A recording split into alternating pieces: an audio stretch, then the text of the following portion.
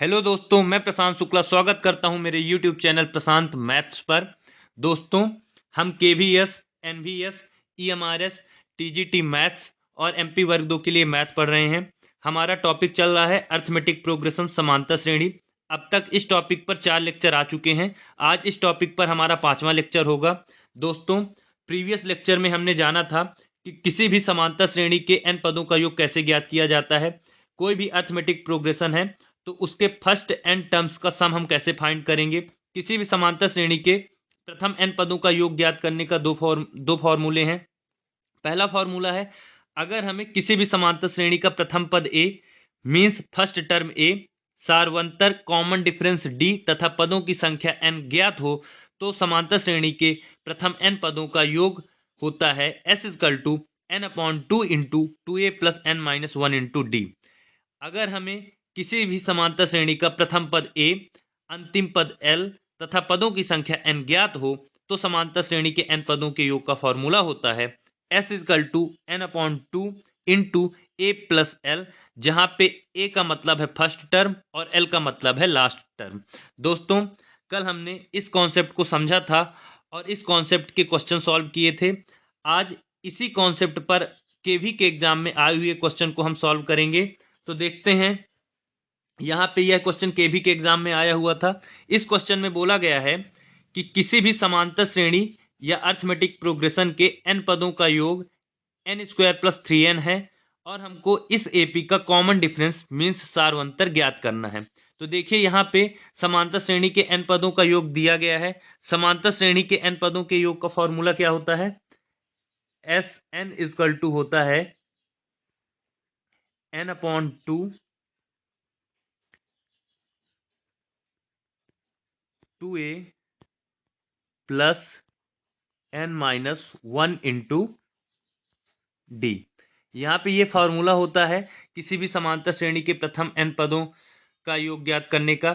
लेकिन हमें ये जो यहाँ पे फॉर्मूला है समांतर श्रेणी के n पदों का योग ज्ञात करने का, ये फॉर्मूला यूज नहीं करेंगे क्योंकि यहाँ पे योग पहले से ही दिया हुआ है।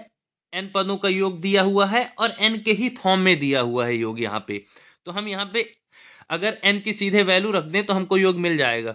वैल्यू कैसे रखना है, देखिए यहाँ पे बोला गया है कि n पदों का योग जो है तो n² प्लस 3n है।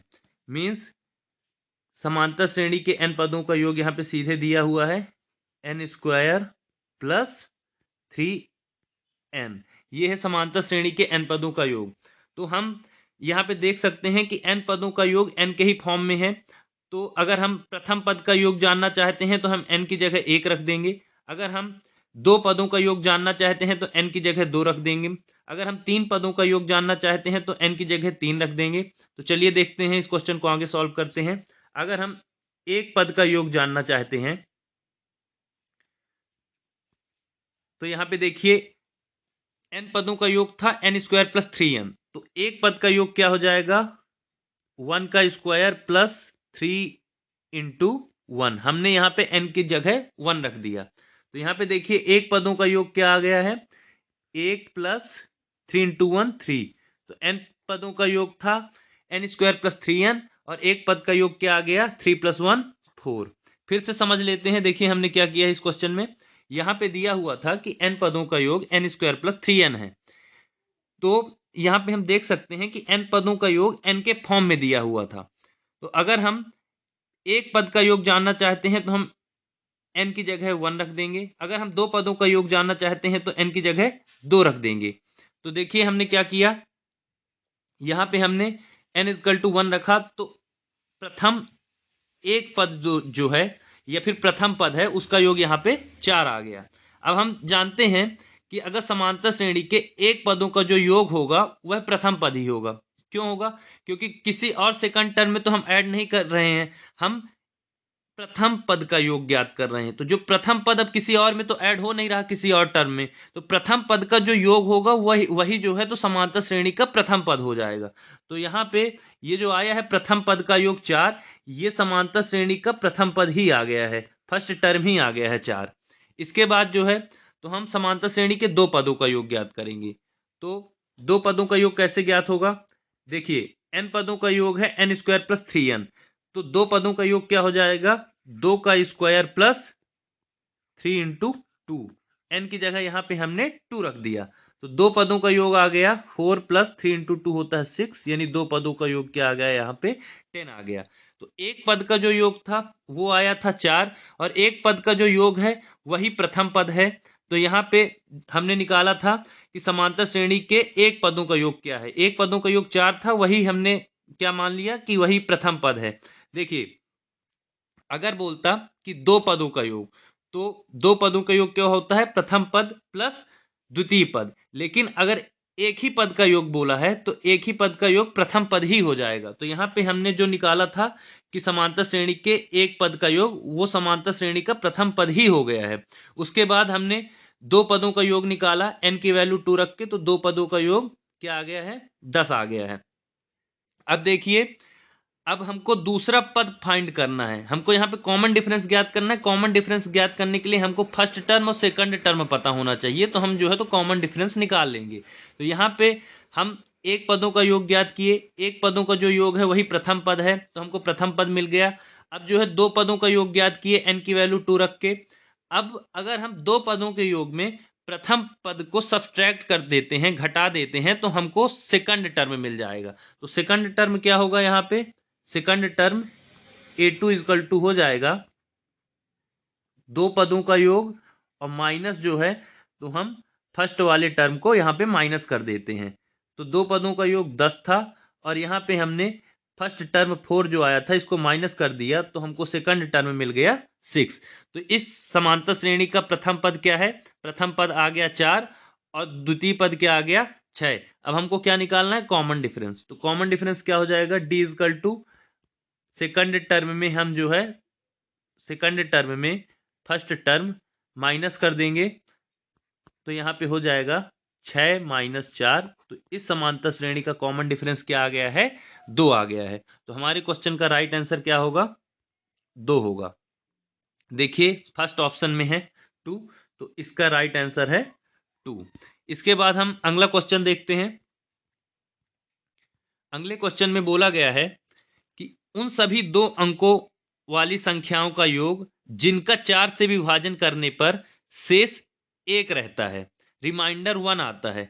मतलब हमको दो अंकों वाली संख्याओं का योग करना है जिनको हम अगर 4 से डिवाइड करें तो रिमाइंडर 1 आता है। तो पहले हम देखते हैं कि दो अंकों वाली संख्याएं कहां से कहां तक होती हैं। दो अंकों वाली संख्याएं होती हैं 10, 11, 12 से लेके 99 तक सारी दो अंकों वाली संख्याएं हैं। इनमें से 4 से विभाजित होने वाली दो अंकों की संख्याएं कौन कौन सी हैं। 12 जो है तो 4 से डिवाइड हो जाता है, 16 हो जाता है, 20 हो जाता है। ऐसे ही 96 जो है तो 4 से डिवाइड हो जाता है। 96 के बाद 100 4 से डिवाइड होता है, पर वो 3 डिजिट का नंबर है, टू डिजिट का नहीं है।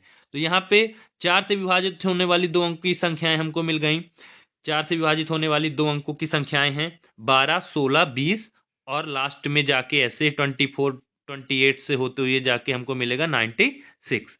इसके बाद बोला था कि 4 से विभाजित करने पर रिमाइंडर 1 बचे। तो दो अंकों की ऐसी संख्याएं जिनको 4 से विभाजित करने पर हमको रिमाइंडर 1 मिलता है, कौन कौन सी हो जाएंगी। इन सभी में जो ये प्रीवियस देखे थे यहाँ पे कि 12, 16, 20, इसमें से एक ऐड कर देंगे, तो हो गया यहाँ पे क्या 13, 17, 21, ऐसे ही आगे बढ़ते हुए हमको 97 तक ये दो अंकी ऐसी संख्याएं हैं जो 4 से विभाजित करने पर हमको एक शेष फल देती हैं। तो हम यहाँ पे देखते हैं कि यहाँ पे एक समांतर श्रेणी बन चुकी है एपी 13, 17, 21, 97। देखिए समांतर श्रेणी कैसे है, यहाँ पे देखते हैं सेकंड टर्म और फर्स्ट टर्म का डिफरेंस क्या है। 17 और 13 का जो डिफरेंस है वो क्या होगा, 4 होगा। 21 और 17 का डिफरेंस क्या होगा, 4 होगा। तो हम देख सकते हैं कि यहाँ पे कॉमन डिफरेंस सेम आ रहा है, तो यह एक समांतर श्रेणी है। तो हमको यहाँ पे एक समांतर श्रेणी मिल गई है। अब हमको ज्ञात करना है, क्या ज्ञात करना है, योग ज्ञात करना है इस समांतर श्रेणी का, क्योंकि बोला था कि 4 से विभाजित होने वाली और एक शेषफल देने वाली दो अंकी संख्याओं का हमको योग ज्ञात करना है। तो हमको यहाँ पे एक एपी मिल चुकी है समांतर श्रेणी। अब हम जो है तो इस समांतर श्रेणी के n पदों का योग ज्ञात कर लेंगे। लेकिन यहाँ पे जरूरी यह भी है कि हमको यह पता होना चाहिए कि इसमें टोटल टर्म कितने हैं। तो देखिए अगर हम यहाँ पे ध्यान दें तो 24 4 जा 96 होता है, और 25 4 जा 100 होता है, जो कि 3 डिजिट की नंबर है। तो 24 4 जा 96 है, लेकिन शुरू के जो 2 डिजिट हैं 4 और 8, ये जो है तो ये भी 2 डिजिट के नहीं हैं, ये 1 डिजिट के हैं। तो 2 डिजिट वाले कहाँ से शुरू होते हैं? 4 3 जा 12 से, और कहाँ तक जाते हैं? 24 4 जा 96 तक। तो 24 में है जो है, तो हम 2 और यहाँ पे सब्ट्रैक्ट कर देंगे, क्योंकि 4 और 8 जो है तो 1 डिजिट की नंबर है, तो हमको टोटल 22 टर्म्स मिल जाएंगे। अब उसमें अगर हम 1 ऐड भी करते जाएंगे, फिर भी वो 22 टर्म्स ही रहेंगे। मतलब यहाँ पे सीधा 12 16 20 और 96 नहीं है, वहां पे एक्स्ट्रा एक ऐड करके लिखा हुआ है 13 17 21, फिर भी हमको 22 टर्म्स ही मिलेंगे। तो हम देख लेते हैं कि यहाँ n की वैल्यू क्या आ चुकी है। n की वैल्यू आ चुकी है 22। अब यहाँ पे हम कॉमन डिफरेंस वाले फॉर्मूले से ना सॉल्व करके जो लास्ट टर्म वाला फॉर्मूला था समांतर श्रेणी के n पदों का योग ज्ञात करने का, वो वाला यूज करेंगे तो जल्दी आंसर आएगा। क्या था वो फॉर्मूला, हम देख लेते हैं। समांतर श्रेणी के n पदों का योग ज्ञात करने का फॉर्मूला होता है n/2 into a plus L, जहां पे एल क्या है? लास्ट टर्म है। इस फॉर्मूले पे हम सारी वैल्यू रख देंगे। तो देखिए, हमको यहाँ पे 22 पदों का योग ज्ञात करना है। 22 पदों का योग ज्ञात करना है, तो S22 इजकल टू हो जाएगा n/2 मीन्स 22/2, और फिर होगा a प्लस एल। तो यहाँ पे प्रथम पद है 13 और लास्ट पद है 97। लास्ट पद यहाँ पे है 97, तो यहाँ पे हो जाएगा 22/2 हो जाता है 11, और 97 प्लस 13 होता है 110। तो देखिए 11 इंटू 11 होता है 121, और ये जीरो लगा देंगे, मीन्स 1210। तो हमारा आंसर क्या आया है? यहाँ पे हमारा आंसर आया है 1210। ऑप्शन नंबर 4 में दिया हुआ है 1210। तो इस क्वेश्चन का राइट आंसर हो जाएगा 1210। इसको हम एक बार फिर से देख लेते हैं। यहाँ पे बोला गया था कि उन सभी 2 अंकों वाली संख्याओं का योग ज्ञात करना है जो 4 से डिवाइड करने पर एक रिमाइंडर देती हैं, एक शेष देती हैं। तो देखिए, पहले हम देख लेते हैं कि 2 अंकों वाली संख्याएं कौन कौन सी होती हैं। 2 अंकों वाली संख्याएं होती हैं 10 11 12 13, ऐसे यहीं आगे जाते हुए हमको 99 तक मिलेंगी। लेकिन 4 से डिवाइड होने वाली कौन कौन सी हैं 2 अंकों की संख्याएं? तो वो हो जाएगी 12 16 20, ऐसे ही आगे बढ़ते हुए 96 तक जो है, तो ऐसी 2 अंकों की संख्याएं हैं ये, जो 4 से डिवाइड होती हैं। लेकिन क्वेश्चन में बोला था 4 से विभाजित होने वाली और एक शेष देने वाली, मीन्स 1 रिमाइंडर देने वाली कौन कौन सी 2 अंक की संख्याएं हैं। तो हम 1 ऐड कर देंगे सभी में, तो हो जाएगा 12 प्लस 1 13, 16 प्लस 1 हो गया 17, 20 प्लस 1 हो गया 21, ऐसे ही लास्ट में 96 प्लस 1 हो गया 97। तो ये ऐसी 2 अंक की संख्याएं हमको मिल गई जो 4 से विभाजित करने पर एक शेषफल देती हैं।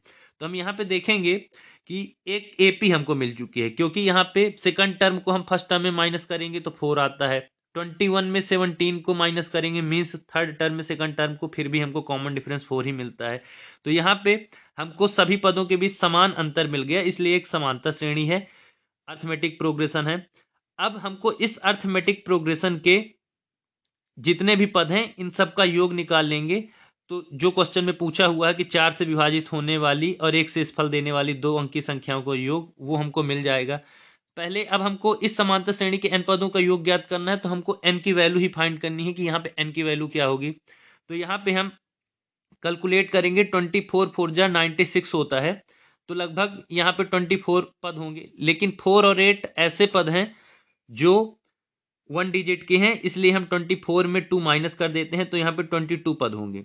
तो 22 पद कौन से हो जाएंगे? अगर हम यहाँ पे 12 से लेके देखिए, 12 से 96 तक में 22 पद होंगे, पर हमने यहाँ पे एक ऐड मतलब हम करते गए हैं, फिर भी यहाँ पे डिफरेंस 4 ही है, इसलिए पद अभी भी 22 ही रहेंगे। तो यहाँ पे n की वैल्यू क्या हो गई? 22। अब जो है तो समांतर श्रेणी के n पदों का योग ज्ञात करने का जो सेकंड वाला फॉर्मूला है, जहां पे हम लास्ट टर्म की मदद से योग ज्ञात कर सकते हैं, वो फॉर्मूला हमने यूज किया, Sn equal to n/2 into A plus L, जहां पे एल लास्ट टर्म है। इसके बाद हमने सारी वैल्यू यहाँ पे रख दी। S22 क्योंकि 22 पदों का योग निकालना था, n/2 क्या हो गया यहाँ पे 22/2, first term plus last term 97 था, और इसको हमने सॉल्व किया तो इस क्वेश्चन का हमारा आंसर मिला 1210। तो यहाँ पे केवी के एग्जाम में आए हुए 2 क्वेश्चन हमने सॉल्व किए। अभी कल के लेक्चर में हम एनवीएस के एग्जाम में आए हुए क्वेश्चंस को सॉल्व करेंगे। तो मिलते हैं हमारे नेक्स्ट लेक्चर में। Thank you.